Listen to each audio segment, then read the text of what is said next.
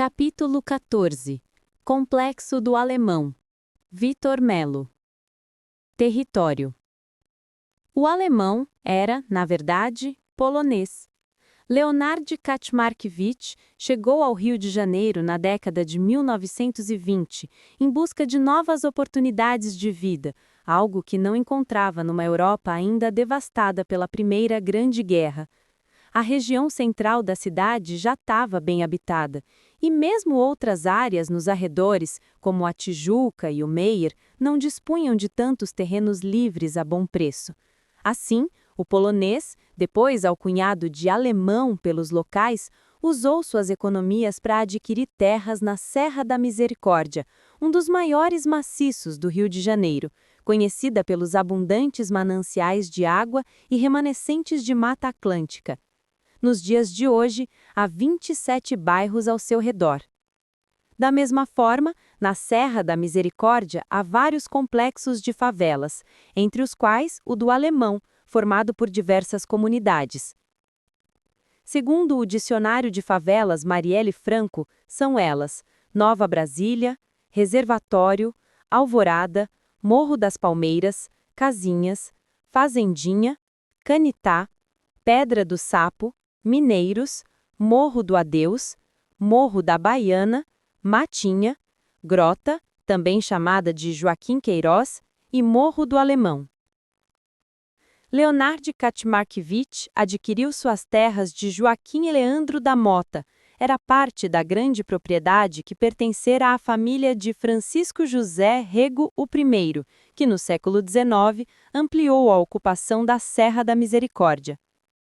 Antes, a partir de 1613, integrara a Sesmaria de Baltazar de Abreu Cardoso.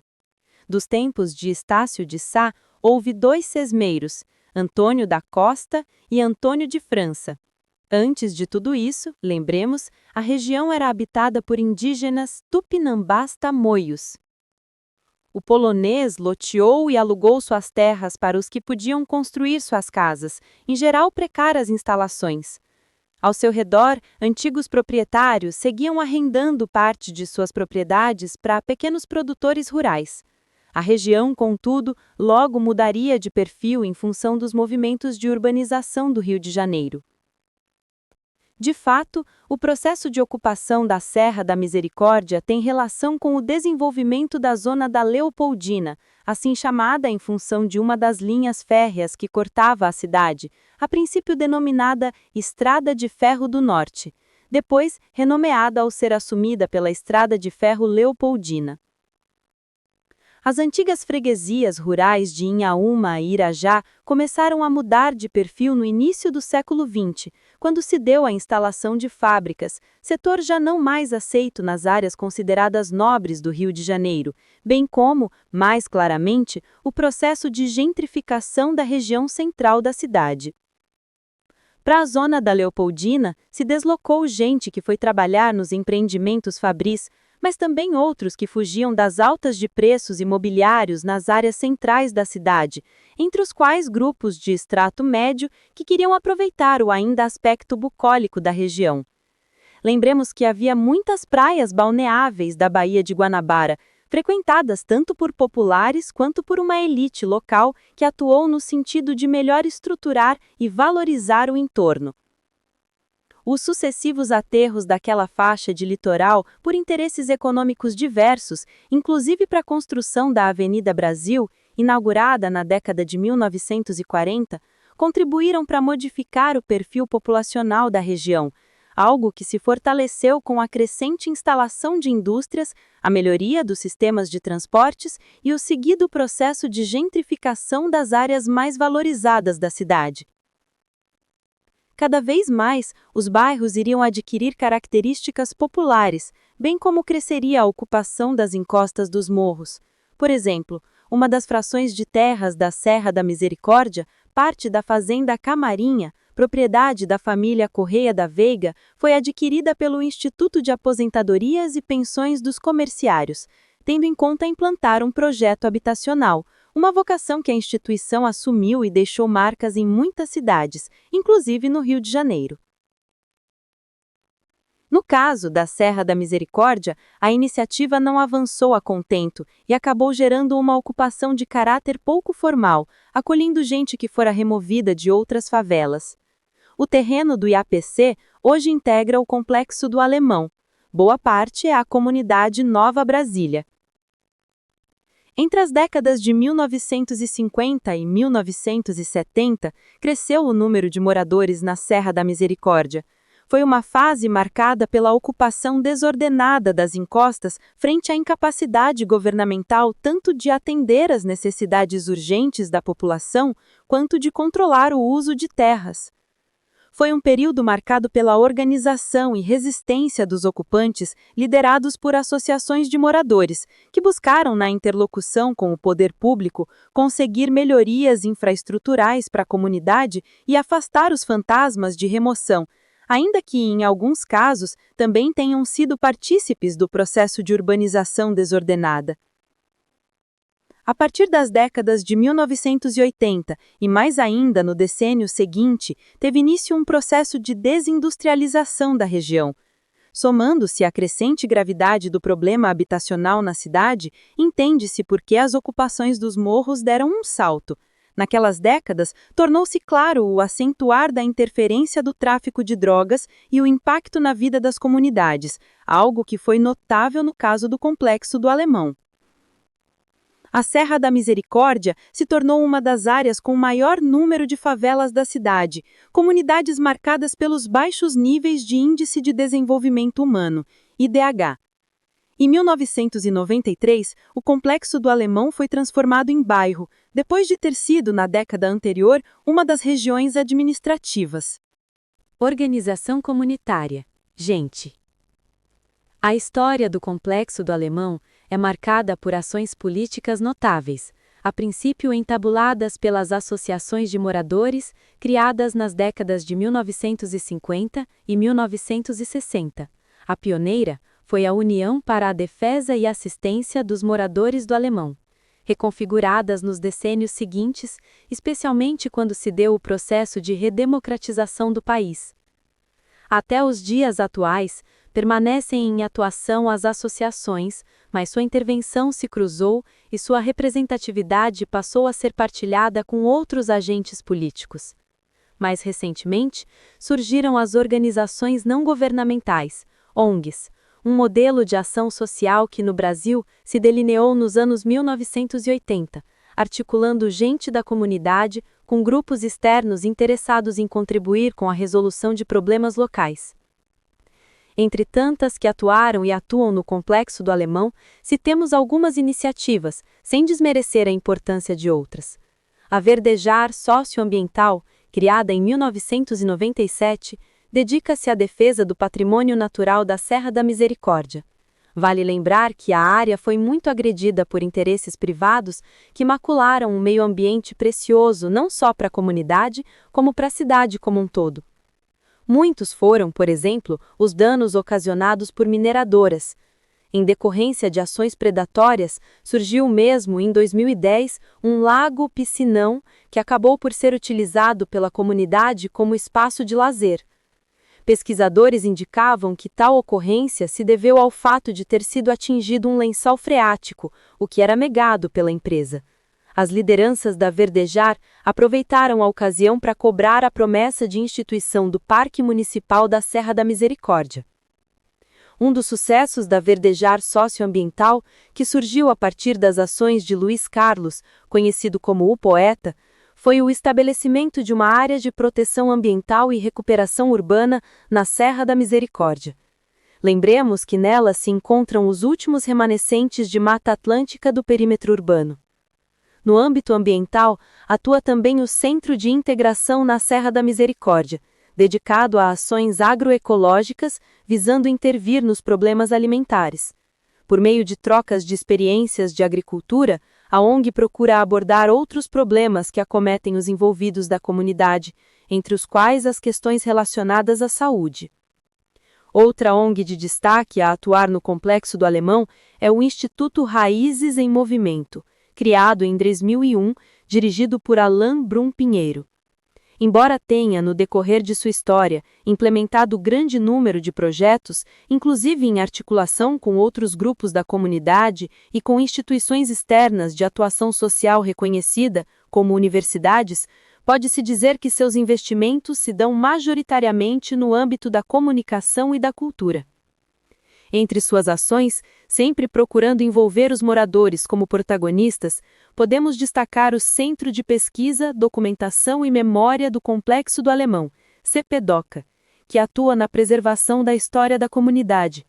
No seu acervo, pode-se encontrar, entre tantos materiais valiosos, os depoimentos de pioneiras das lutas políticas do Complexo do Alemão, Marisa Nascimento, Odete Alves e Dona Josefa, cuja trajetória foi abordada num documentário produzido no âmbito do projeto Favela Doc 3.0, que tinha por intuito oferecer formação em audiovisual aos jovens da comunidade.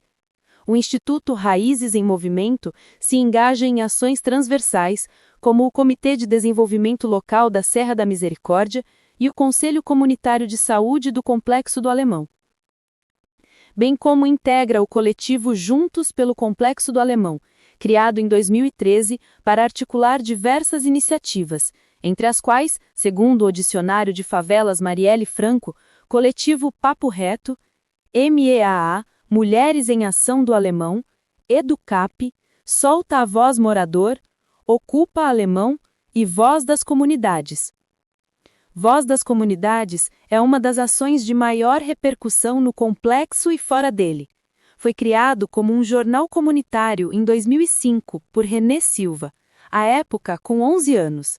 Nos dias de hoje, é um dos principais líderes na busca de uma estratégia de comunicação adequada às necessidades e peculiaridades das comunidades, uma liderança largamente reconhecida por várias instituições nacionais e internacionais como um dos jovens mais influentes do Brasil e do mundo.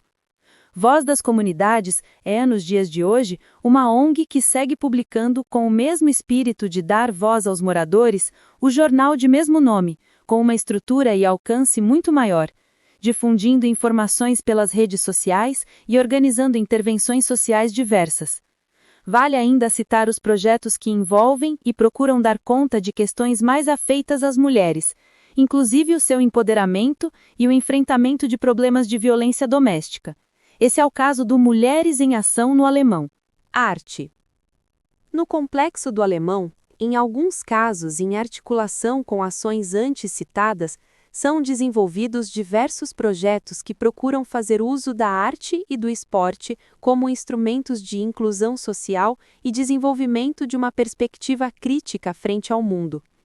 Vale lembrar que a comunidade sempre teve algum grau de participação em importantes iniciativas culturais que surgiram nas redondezas, como a Escola de Samba Imperatriz Leopoldinense e o Bloco Cacique de Ramos.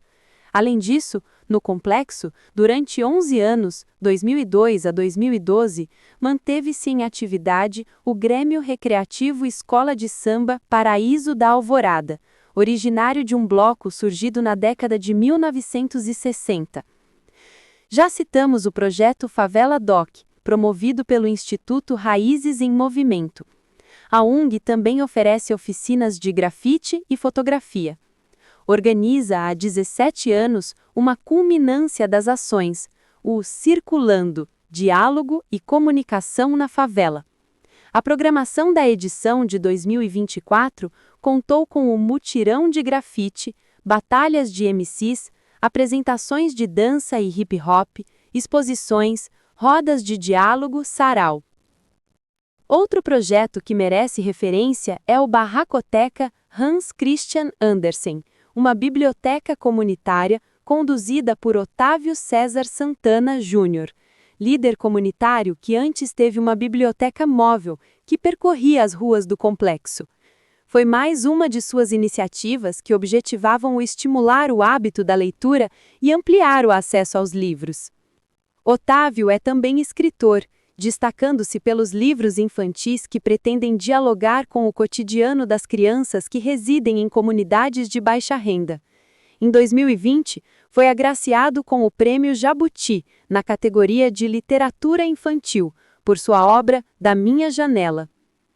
A educação e a intervenção artística são os motes centrais de atuação do projeto Favela Arte, liderado por Mariluce Mariá.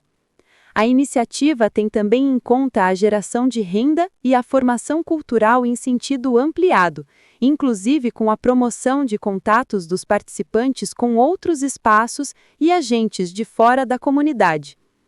Citemos ainda o projeto Favela Dança, cujo intuito é oferecer aulas de balé para crianças e jovens de 4 a 21 anos.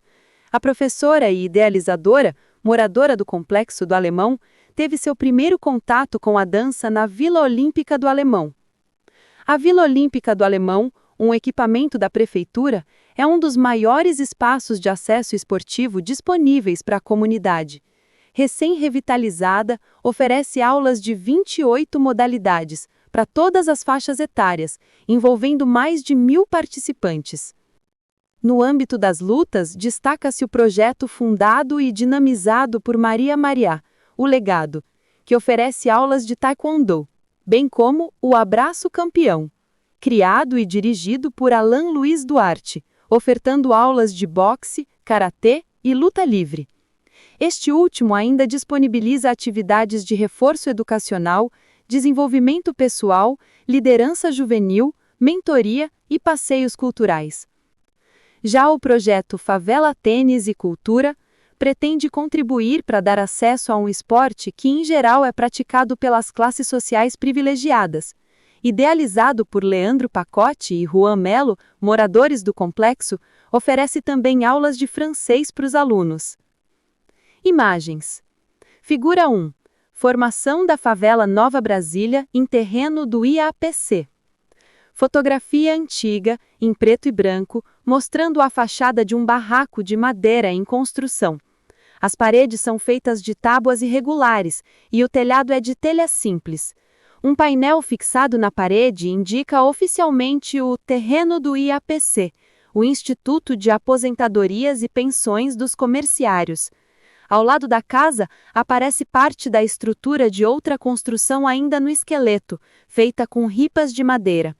A cena retrata uma fase inicial da ocupação, com moradias improvisadas e muita precariedade.